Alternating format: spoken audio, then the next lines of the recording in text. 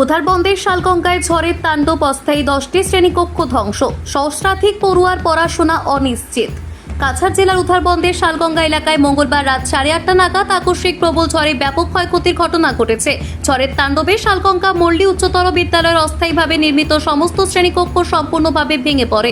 ফলে স্কুলের সহস্রাধিক ছাত্রছাত্রীর স্বাভাবিক পাঠদান কার্যত বন্ধ হয়ে পড়েছে।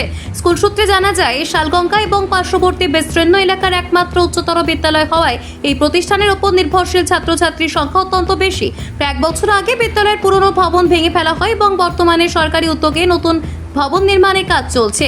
এই নির্মাণ পর্ব চলাকালীন পড়ুয়াদের ক্লাস চালু রাখার উদ্দেশ্যে বিদ্যালয়ের খেলার মাঠে অস্থায়ীভাবে 10টি শ্রেণীকক্ষ তৈরি করা হয়েছিল, কিন্তু মঙ্গলবার রাতের প্রবল ঝড়ে সেই অস্থায়ী কাঠামো সম্পূর্ণভাবে ধ্বংস হয়ে যায়।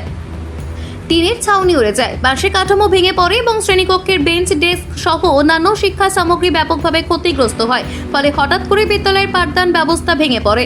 বিদ্যালয়ের অধ্যক্ষ বিমল রঞ্জন বিশ্বাস জানান, ঝড়ের তাণ্ডবে আমাদের সবকটি অস্থায়ী শ্রেণীকক্ষই ধ্বংস হয়ে গেছে। এই পরিস্থিতিতে ছাত্রছাত্রীদের ক্লাস নেওয়ার মতো কোনো পরিকাঠামো আমাদের হাতে নেই। নতুন ভবনের কাজ শেষ না হওয়া পর্যন্ত এই অবস্থা চলতে থাকলে পড়াশোনায় মারাত্মক প্রভাব পড়বে। তিনি আরও জানান, ঘটনার পরপরই সংশ্লিষ্ট বিভাগীয় কর্তৃপক্ষের সঙ্গে যোগাযোগের চেষ্টা করা হয়েছে, তবে স্কুল ইন্সপেক্টরের সঙ্গে একাধিকবার ফোনে যোগাযোগের চেষ্টা করেও কোনো সাড়া পাওয়া যায়নি বলে অভিযোগ। এদিকে আকস্মিক এই বিপর্যয়ে পড়ুয়া এবং অভিভাবকদের মধ্যে চরম উদ্বেগের সৃষ্টি হয়েছে।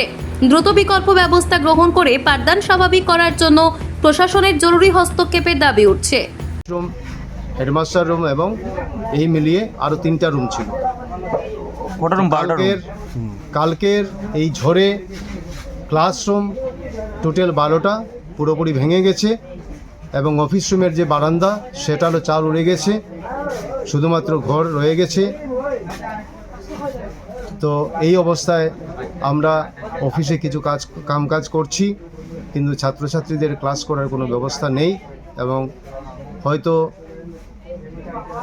আরও কিছুদিন, যতদিন পর্যন্ত না ব্যবস্থা হয়, আমরা ক্লাস চালু রাখতে পারছি না, অনির্দিষ্টকালীন।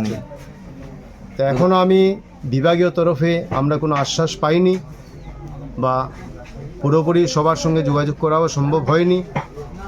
আমাদের স্কুল ইন্সপেক্টর, ওনাকে আমি ফোনে যোগাযোগ করার চেষ্টা করেছিলাম, উনি ফোন রিসিভ করেননি।